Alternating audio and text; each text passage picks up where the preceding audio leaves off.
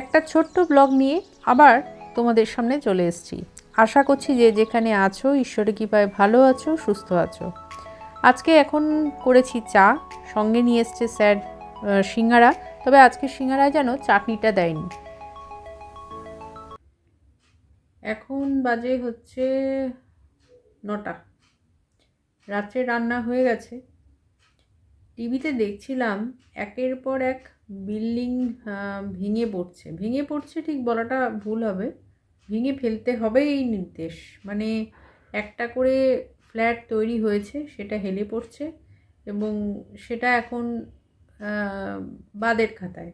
কিন্তু ভাবো একটা বিষয়, সেটা হচ্ছে সব থেকে বড় চিন্তার বিষয় এটাই লাগে যে মানুষ তার জীবনের অনেকখানি, কেউ কেউ তার সর্বস্ব দিয়ে প্রথম জীবনে, যদি সেটা মাঝপথে হয়, তার প্রচুর অর্ধেক তার যে সম্পত্তি, মানে অর্ধেক যে পুঁজি যেটা আছে, সেটাকে পুঁজি যেটাকে বলে, সেটা দিয়ে সে একটা ফ্ল্যাটকে বা একটা ঘর আশ্রয়কে সেটাকে কিনছে। তারপরে দেখা যাচ্ছে যে সেটা হেলে পড়ছে।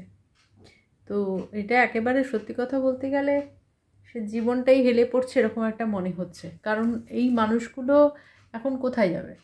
তাদের পক্ষে এই মুহূর্তে 3 দিন 2 দিনের যে সময়টা দেওয়া হচ্ছে, সেটা কি একটু আগে দিয়ে ব্যাপারটা দেখা যেত না, যে এটা আদৌ ঠিকঠাকভাবে বিল্ডিংগুলো তৈরি হচ্ছে কি না, বা এটা ঠিক ঠিক রুলসগুলো মানছে কি না, এর কনস্ট্রাকশন যে যে ইয়েটা, মানে গঠনটা, মানে যে জায়গাটা দিয়ে ফ্ল্যাটটা তৈরি হচ্ছে, সেই জায়গাটা কতটা সঠিকভাবে হচ্ছে, সেটা কি আগে দেখা যেত না?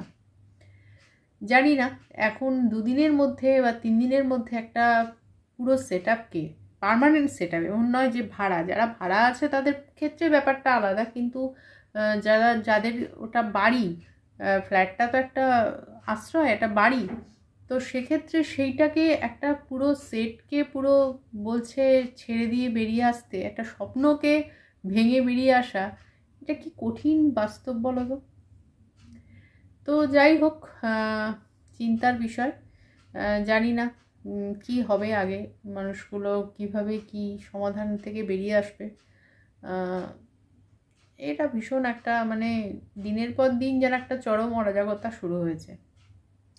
তো চলো আজকে রাত্রে কি রান্না হয়েছে তোমাদের দেখাই। আজকে এই ফুলকপিটা নিলাম, বাজার থেকে নয়, কেন এটা শুনিয়েছি হচ্ছে বাড়ির ওপর থেকে, কিন্তু বেশ ভালো কপিটা। যদিও এখনকার হিসেবে দামটা একটু বেশি, 25 টাকা নিল, এখন মোটামুটি 15 টাকা 10 টাকা 20 টাকাতেও পাওয়া যায়। তবে সাইজটা ভালো, কপিটাও ভালো, সেই জন্য নিয়ে নিলাম। আজকে রাত্রে কি রান্না হয়েছে চলো ঢাকনা খুলে দেখি। আজকে হয়েছে নিরামিষ ঘুগনি, ধনেপাতা দিয়েছি, আর টমেটো কুচি, আর লঙ্কা আদা বাটা, এটা তো অবশ্যই। ফুলকপির সাথে ছোট ছোট আলুগুলোও নিলাম। আলুটা নেওয়ার বুঝতেই পারছো, এই আলুগুলো দেখলেই বোঝা যায় যে আলুর দমের জন্য আদর্শ। তবে এটা আলুর দমের উদ্দেশ্যে আমি নিয়েছি যে তা বলবো না, কিন্তু এই আলুগুলো ছাড়াতে একটু সময় লাগে, এটাই যা একটা সমস্যা। যদি সেটাকে তুমি এমনি তরকারি হিসেবে রান্না করো আর সিদ্ধ করে নিলে তো ব্যাস কোনো কথাই নেই, একবারে সিদ্ধ করে পুরো ব্যাপারটাকে ছুলে নাও আর কি। তো যাই হোক, সেরকমই হয়তো করব।